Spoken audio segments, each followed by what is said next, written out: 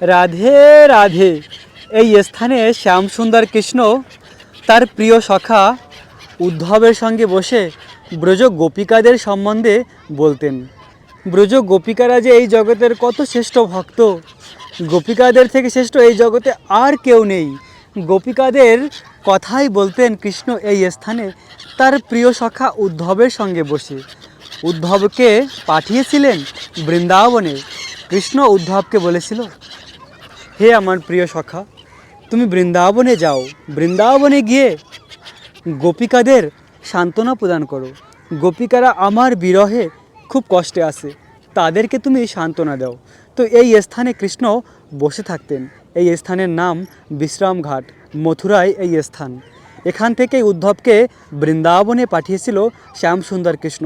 আজ রয়েছে এই অপ্রাকৃত মথুরা মণ্ডল বৃন্দাবন ধাম, যে স্থানে ভগবান শ্যামসুন্দর কৃষ্ণের অপ্রাকৃত লীলা রয়েছে। আজ রয়েছে এই ভূমি রাধাকৃষ্ণ থেকে অভিন্ন অপ্রাকৃত বৃন্দাবন ধাম। প্রিয় ভক্ত, এই ভূমির সব কিছু চিন্ময় চিন্তামণি।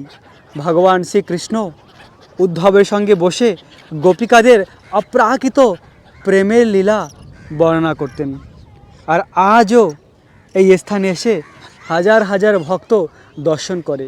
এবং এই স্থান এত সুন্দর, দেখুন কত পাখিরা বিচরণ করে।